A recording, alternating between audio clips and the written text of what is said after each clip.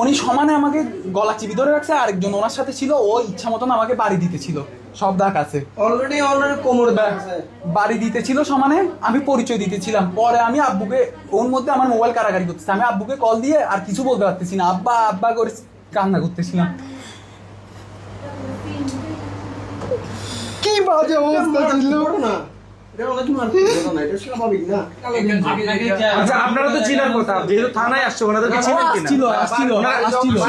উনি ওখানে বসা ছিল, আমি যখন ঢুকতেছি তখন ওখানে যেহেতু থানায় ছিল, যেহেতু থানায় নিয়ে আসছে বা থানায় ছিল ওনারা, ওনাদেরকে আপনারা শনাক্ত করতে পেরেছেন কিনা? ওনারা কে হয়?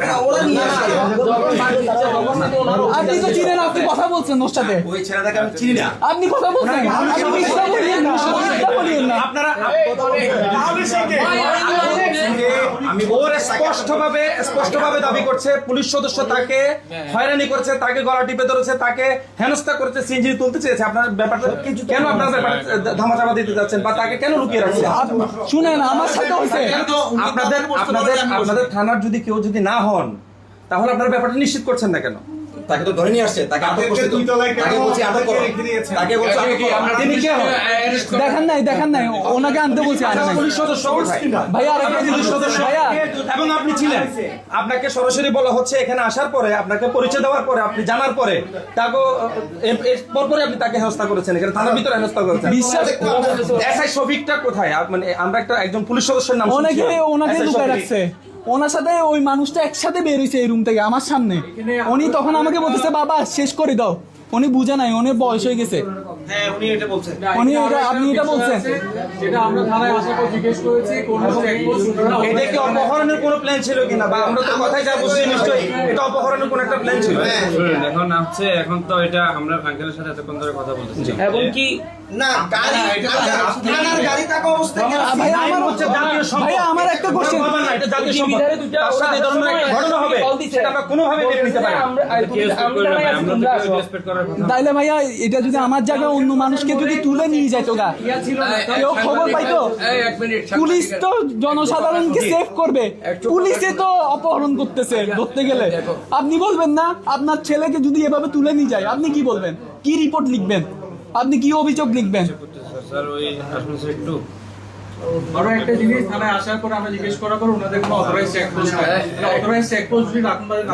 আমার কথাটা শোনো, আমার ওটা প্রশ্ন, আমার ওটা ওসি সাহেব আমাদেরকে এতক্ষণ বুঝাইছে, ওসি সাহেব আমাদেরকে এতক্ষণ বুঝাইছে যে উনি আসার পর উনি যখন পরিচয় পাইছেন ওনাকে রেসপেক্ট করে বসাইছে। কিন্তু এখন আসে আমি শুনতেছি যে চোখ রাঙায় কথা বলবে না, বসো। আবার এখানে যেটা অভিযোগ,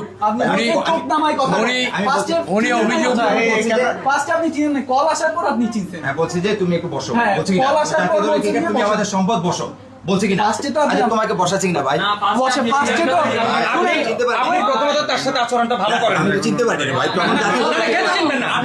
একজন জাতীয় আরেকটা কোশ্চেন, যখন আসতেছিল উনি বলতেছিল ওসি স্যারকে কল দিছে, ওসি স্যার তোরে নিয়ে যেতে বলছে, তুই কথা কম বল, চল আমাকে ওখানে। এটা তো সে বলছে,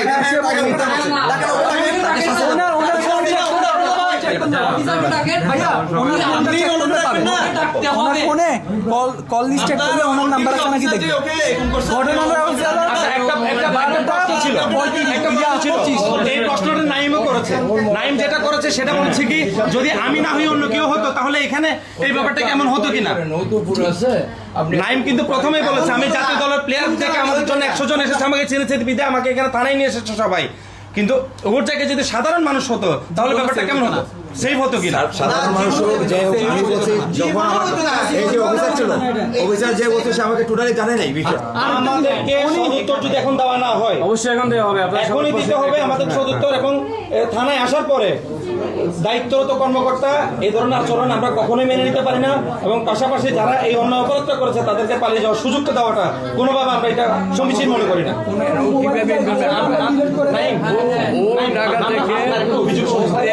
ওরা টেলিফোন করলে টিকিট বুক করে রাখে যে ভাই কিভাবে মনে করবো যে একটা জাতীয় হ্যাঁ ইয়ে আছে,